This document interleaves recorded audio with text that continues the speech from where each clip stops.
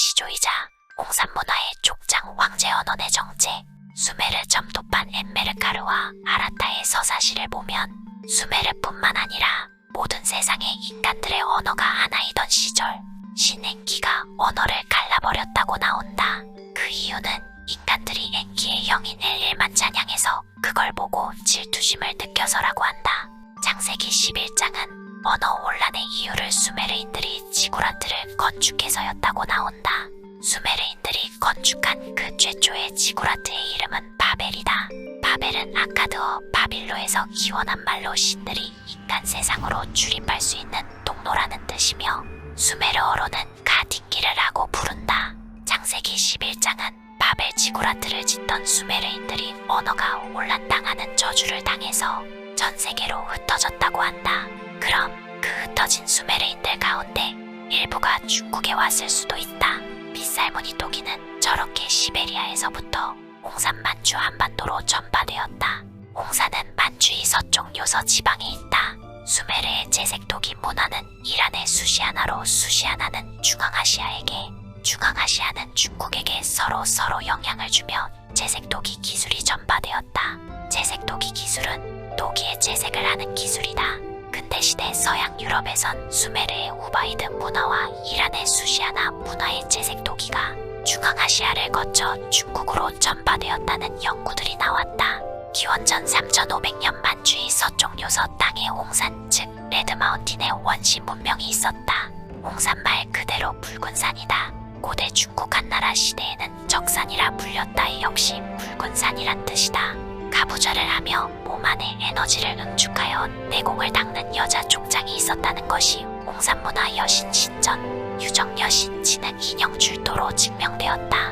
홍산문화 사람들은 꼬리를 물고 빙빙 도는 우로보로스 드래곤을 옥으로 만들어 숭배했고, 홍산문화 사람들은 동심원 모양 혹은 네모 모양의 소형 계단식 피라미드를 쌓고 그 피라미드를 돌무더기로 덮었는데 이것을 뭐라 부르는지 아는가? 돌무지 무덤이라고 부르며 한자론 적석종이라 적는다. 근데 난 이런 식의 단어들이 너무 시시하다. 돌무지 지구라트, 돌무더기 지구라트, 스톤 스택 지구라트.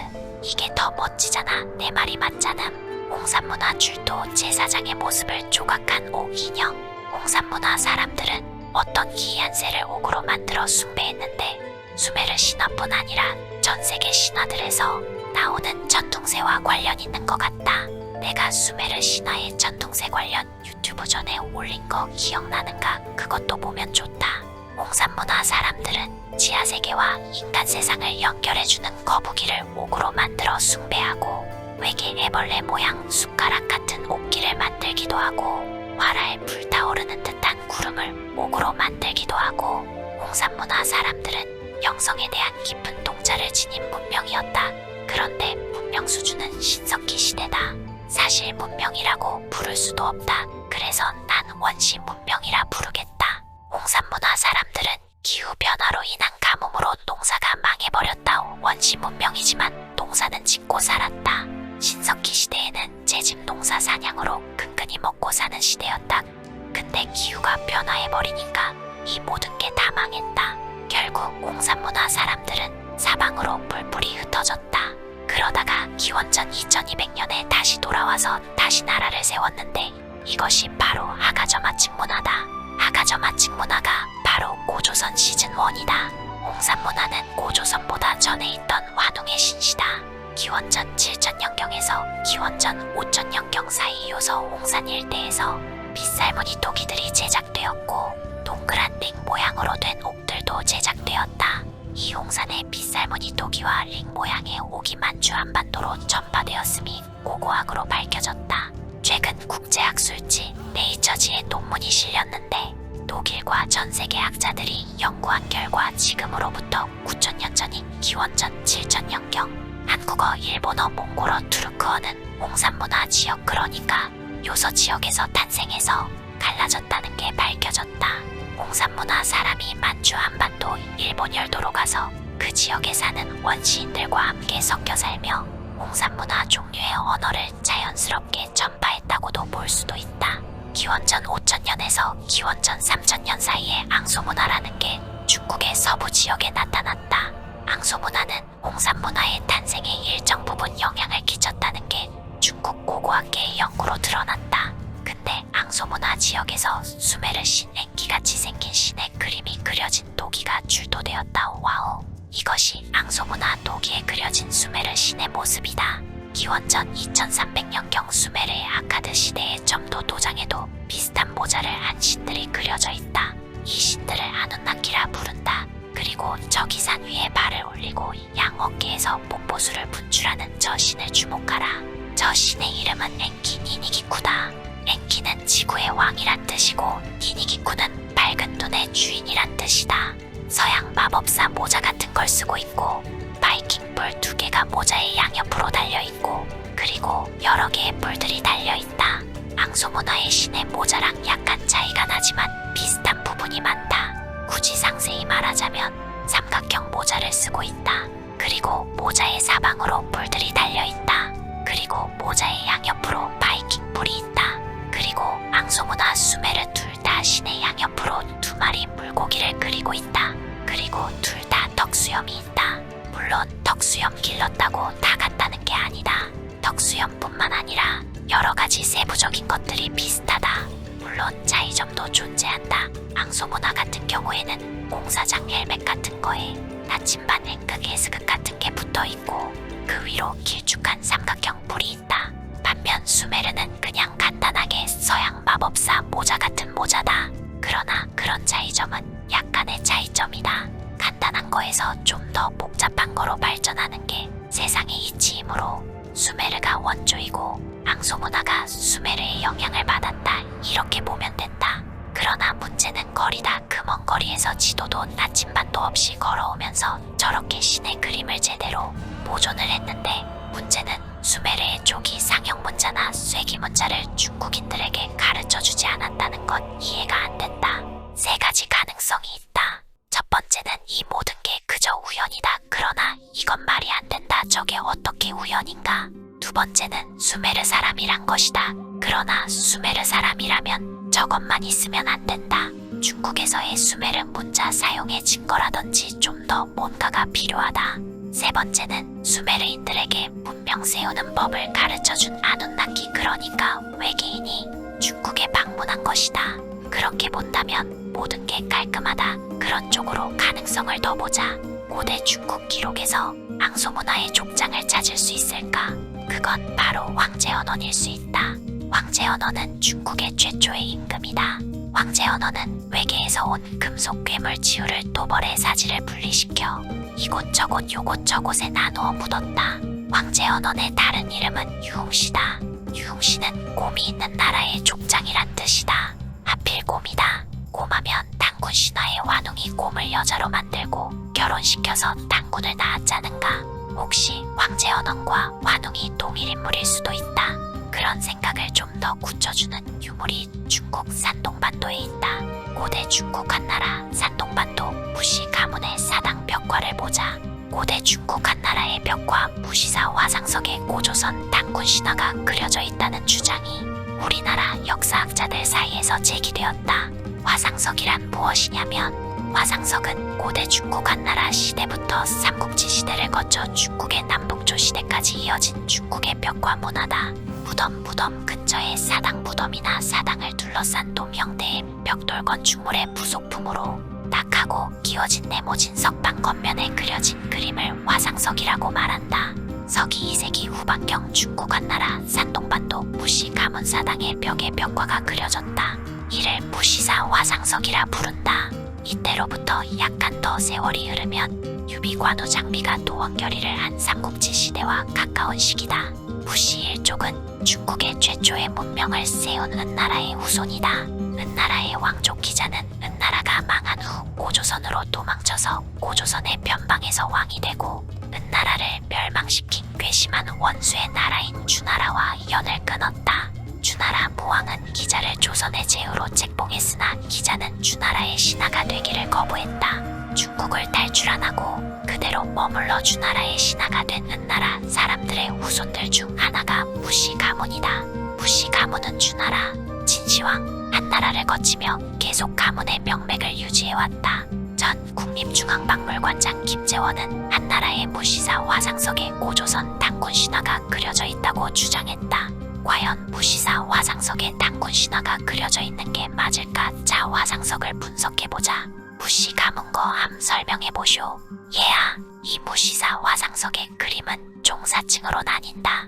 1층 그림에 대한 설명. 하늘의 아들이 구름 타고 이랴이랴 내려오니 중국인들이 으아하며 절한다. 전손이 내려오신다. 하늘의 자손이 내려오신다. 2층 그림 왼쪽에 풍백 즉 바람의 신이 구름에 탄 앞발 같은 것을 입에 대어 바람을 불고 있다. 이건 내 해석이 아니고 화상석을 연구하는 중국, 일본, 한국 학자들 사이의 정설이다. 수레를 끄는 6동자 앞 크고 작은 인물 2명이 각각 병을 쥐고 있는데 하나는 달려가는 모양을 하고 하나는 그 병에 물을 쏟으려고 한다. 이것은 틀림없는 우사이다. 우사는 비의 신이란 뜻이다. 이 역시 내 해석이 아니라 화상석을 연구하는 학자들 사이의 정설이다. 구름 위에 수레에 있는 인물은 두 손에 각각 망치를 쥐고 북 2개를 좌우에 두고 북을 퉁퉁 치며 행차하고 있는데 이것은 번개의 신 뇌공이다. 2층 그림 풍백 뇌공 우사가 같이 하늘에서 내려오며 죄인들에게 천벌을 내리고 중국 땅을 정리하고 있다. 3층 그림 곰들과 사람들이 막 어디론가 몰려가고 있다. 그 앞에선 곰가죽 입은 사람과 호랑이 모자 쓴 2사람이 서로 싸우고 있다. 삼국유사의 고조선 단군 신화의 하늘에 자손 환웅 풍백 우사 운사곰 호랑이가 나오는데 이 무시사 화상석 역시 하늘에 자손 풍백 우사 뇌공곰 호랑이 이렇게 나온다. 운사가 여기선 뇌공으로 나오는 게 차이이긴 하지만 운사는 구름의 신이고 저 화상석에서 뇌공은 구름 위에 앉아 북을 쳐서 번개를 일으키고 있으니 서로 뭐 비슷하다고 할 수 있다. 고조선 단군 신화와 무시사 화상석 도대체 서로 어떤 관련이 있는 것일까? 저 화상석의 3층 그림에서 곰 가죽을 입고 머리에 쇠뇌를 쓰고 양손에 칼과 창을 들고 2발에도 2개의 무기를 장착하고 있는 저 곰 가죽 입은 전사에 대해 중국 학계의 정설은 방상시라는 것이다. 방상시는 귀신을 쫓는 무당을 말한다. 고대 중국 기록 주례권 30일 하관사마 제사를 보면 방상시는 곰 가죽을 입고 무기를 들고 사방을 향해 풍풍풍풍 휘둘러 악마를 쫓아낸다고 적혀있다. 그렇다면 곰 가죽 입은 사람은 방상시라 치자. 그러면 방상시 왼쪽에서 방상시를 상대로 환투대도를 들고 위협하는 호랑이 모자 쓴 사람과 방상시 오른쪽에서 진격의 거인처럼 워워워 거리며 사람을 손에 번쩍 들어서 입으로 가져다 대며 잡아먹으려 하는 호랑이 모자 쓴 거인은 무엇일까? 일단 그에 대한 의문은 잠시 접고 화상석의 4층 그림으로 넘어가자. 4층 그림 호랑이 2마리가 베베에서 떡실신에서 실려가고 있다. 3층 그림의 호랑이 모자 쓴 2사람이 곰 가죽 옷을 입은 전사에게 베베하고 나서 변신 모드가 풀려서 호랑이 모습으로 돌아간 채로 저렇게 엎여서 떡실신한 채 비참한 배주를 하고 있는 걸 수도 있다. 호랑이가 떡실신에서 해롱해롱대며 실려가는 모습을 한 남자가 말을 타고 지켜보고 있다. KBS 역사 스페셜에선 저 말 탄 남자를 단군으로 해석했단 한 저 말 탄 남자가 환웅 같아 보인다. 고대 중국 기록 용어하도를 보면 지우가 쇠뇌 창칼 등 5가지 무기를 착용하고 전하를 두려움에 떨게 하였는데 사람을 죽이는데 덕이 없었고 인정과 자비라고는 조금도 없었는데 머리는 구리 이마는 절이고 몸은 짐승이고 사람의 말을 하였다고 한다. 혹시 금속으로 된 외계인이 중국을 침공했던 것일까?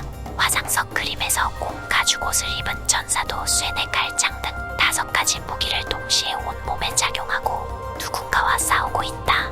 방상시와 지우와 곰 가죽 옷을 입은 전사는 서로 어떤 관계가 있는 걸 수도 있다. 어쩌면 곰 가죽 옷을 입고 5가지 무기를 푹푹푹푹 휘두르는 저 전사는 지우를 금방 모방하는데 성공한 유흥시 즉 곰 있는 부족장 황제 언원일 수도 있다. 그러면 저 사람을 잡아먹는 저 호랑이 모자 쓴 거인은 흉악한 지우를 의미하는 걸 수도 있다. 곰 부족 족장 황제 언원이 외계의 거인과 전쟁을 하고 있는 모습을 그린 걸 수도 있다. 지우는 외계에서 온 거인인가? 중국 신화를 분석 연구하는 학자들은 지우가 거인족들과 동이족들의 우두머리였다고 말한다. 동이족 역시 거인과 관련이 있다. 여기가 바로 산동반도다. 이곳에 동이라 불리는 원주민들이 살았다. 본래는 동이라 불리지 않았고 이라고만 불렸다. 한나라 한자 해설집 기록인 설문해자를 보면 이는 대인, 대를 따르는 사람이라고 해석할 수도 있고 거인이라고 해석할 수도 있다. 거인들이 지우를 따라 반역을 하다가 황제 언원의 부하 응용에게 처치당했다는 게 고대 중국 기록들에 적혀 있다. 거인들이 실제로 존재했다면 왜 화석이나 두개골이 발견이 안 되는가? 뭐 모르겠지만 우리가 모르는 뭔가가 있을 것이다.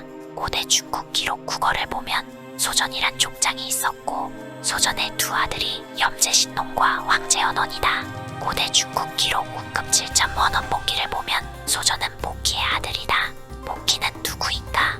고대 중국 기록들을 보면 복기는 여와와 남매지간인데 복기 여와는 인간 여자가 거인의 발자국을 밟아 번개에 감전되어 임신되어 낳은 자식들이다. 복기 여와는 둘 다 상반신은 사람 하반신은 파충류라고 적혀 있다. 여와의 중국 발음은 두하다. 복기 여와는 남매 사이다. 고대 중국 기록에 따르면 대홍수가 일어나 전 지구를 뒤덮을 때 배를 타고 살아남았다. 복기 여와는 노아와 노아의 아내다. 중앙아시아에는 노아의 대홍수와 유사한 대홍수 신화가 전해온다. 그 신화의 내용인즉 옛날에 한 의로운 노인이 살았는데 이름은 나마였다. 하늘신인 땡그리가 세상에 대홍수를 보냈는데 그 노인은 대홍수가 일어나기 전 땡그리의 명령에 따라 나무로 배를 만들고 그 배에 자신의 가족과 짐승과 씨앗을 싣고 탔다. 대홍수가 나자 방주를 까마귀가 비둘기가 안전히 인도하였다. 나마에겐 마치 창세기의 노아처럼 세 아들이 있는데 그중 첫 아들의 이름이 소준이라고 한다. 소준 소전 발음이 비슷하다. 노아 나마 복기 셋 다 공통점이 대홍수에서 배 타고 살아남은 노인이며 배 타지 않은 생명체는 모두 익사했다. 대홍수는 전 지구적 규모였다. 소준 그는 대홍수에서 배를 타고 살아남은 노인 나마의 첫 번째 아들이다. 성경 창세기에는 노아의 첫 번째 아들의 이름이 셈이라고 나온다. 구약 성경 창세기 10장을 보면 셈은 엘람 아수르 아르박산 룻 아람 그러니까 메소포타미아 지역 부족들의 조상으로 나온다. 복기가 노아이고 나마이며 소전이 소준이고 셈이라면 소전의 두 아들인 염제신농 황제언어는 셈의 첫 번째 아들 두 번째 아들인 엘람 아수르가 되는가? 염제신농은 엘람, 황제언어는 아수르. 셈의 첫째 아들인 엘람은 소전의 첫째 아들인 신농이라 쳐보자. 엘람은 수메르의 동쪽에 있던 문명이다. 수메르어로 엘람은 식물의 싹이 튼 집이라는 뜻이라고 한다. 이는 동사의 신인 신농의 뜻과 일치한다. 일단 이 문제는 여기까지만 생각하자. 다음 시간엔 황제 언원과 우로보로스 드래곤과 백이민족 고조선의 관계에 대해 설명하겠다. 책사풍 후 후원금 계좌 안내. 후원을 해주시면 감사하겠습니다. 지나친 후원 감사합니다. 자, 그러면 유튜버 책사풍우 닉네임의 유래가 어떻게 됩니까? 풍우는 기원전 3500년경 동양 최초의 임금이자 중국 앙소 문화와 홍산 문화의 족장인 황제 헌원을 보필해 나침반 수레를 만들고 기문둔갑이라는 전법으로 길흉을 예측한 동양 최초의 천재이며 동이족 출신입니다. 황제 헌원은 단군 왕검의 아버지인 환웅과 동일 인물이며 야마토의 조상인 하늘의 자손 니니기와 동일 인물이며 성경 창세기 10장에 나오는 니무롯의 아들입니다. 그리고 만주의 서쪽 요서 지방의 홍산 문화는 바로 우리 역사입니다. 풍후의 성씨 풍씨에서 갈천씨가 나왔고 갈천씨의 후예가 바로 제갈씨이며 제갈씨의 후예가 바로 그 유명한 제갈량입니다.